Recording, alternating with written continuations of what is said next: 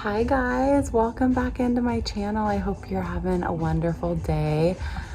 I am here for another little wisdom session, and I love to do them when I get to the beautiful boutique before we open, just because the space feels so clear. And I think I've mentioned before, but it's a Balinese shop, so all of the designs are made in Bali, and like our jewelry, it's beautiful. It just feels like really aligned with my energy. But anyway, I wanted to talk today about gratitude. Oh my goodness, it is the biggest propeller of receivership. And I think we sometimes forget to be extremely thankful for what we have, and not only like say that we're thankful and know that we should be thankful, but actually to feel it. It's a big difference.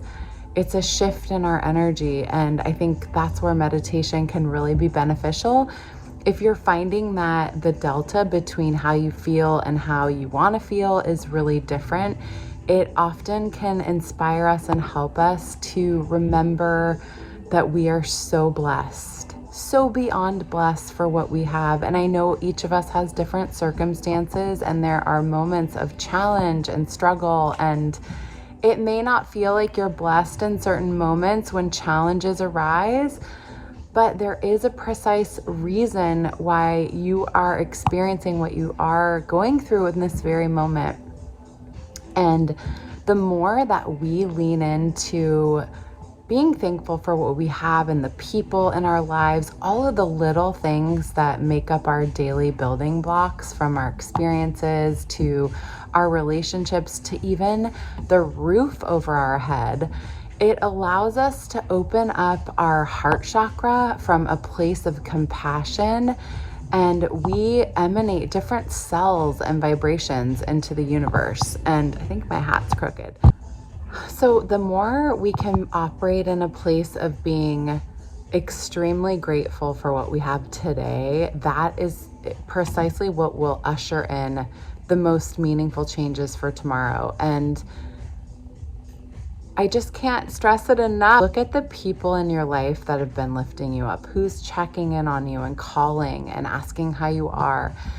Do you have a neighbor that pops by and brings oranges or lemons like mine did the other day? Like all these little things that are seemingly so wonderful. And if you just breeze past them like they're no big deal, you won't really feel into what that is in the present moment. But the more we come back to being rooted in today, like the wonderful sunshine is out and about. It's really warm right now. It's like 85 in San Diego, and it's like vibrant, and the days feel long, and it makes me want to go jump in the ocean. And just nature and the weather and being in tune with this experience of life, it makes us soak up and drink up everything around us. We tend to, as humans, just continue to be on this conveyor belt of gratification and wanting and comparing ourselves to other people and wondering like why we don't have a certain physical item in our life, or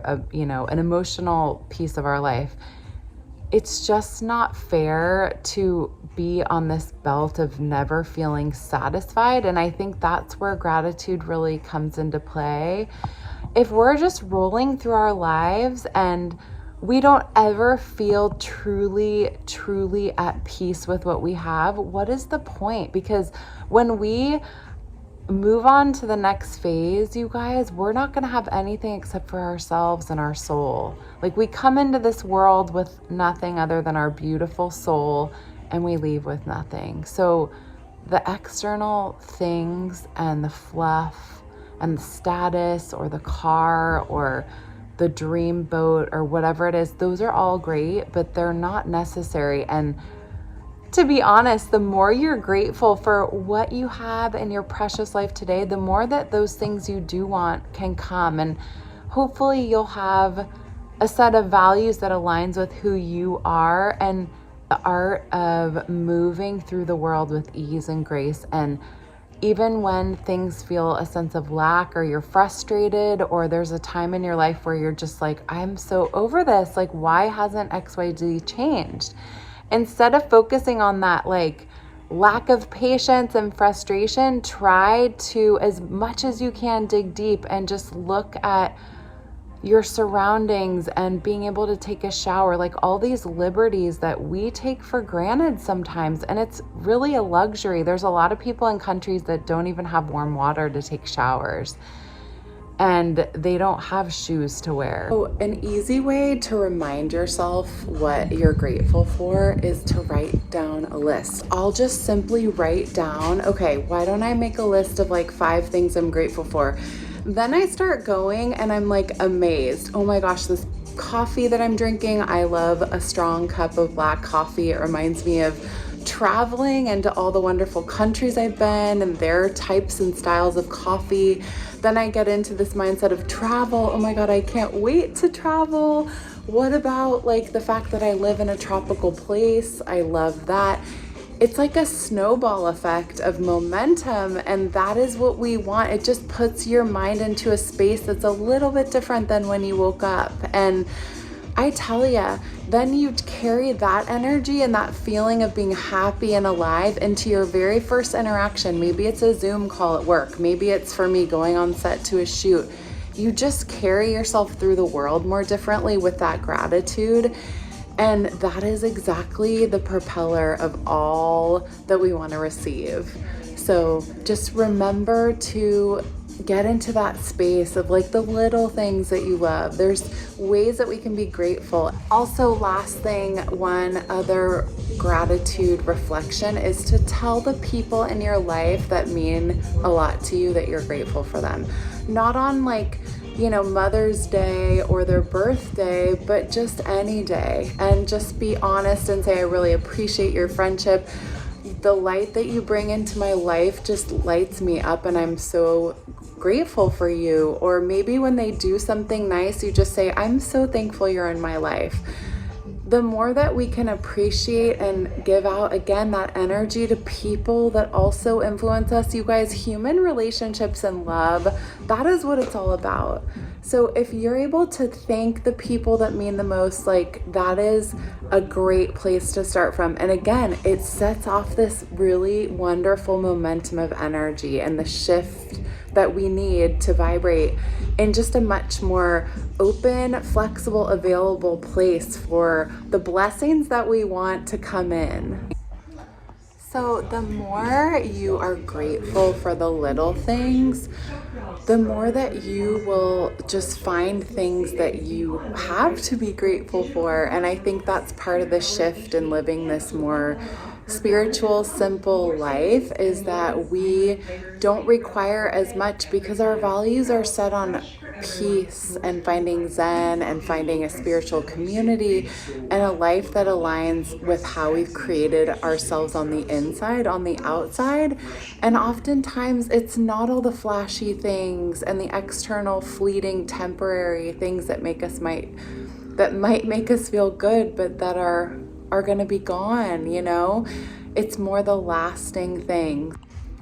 We also know that we get what we give, and not that you should always do anything expecting to get anything in return, but I do believe that as people who are on a quest to serve with our gifts in the world, the more we're able to serve with our gifts, the more, you know, we open ourselves up and other people up to doing the same.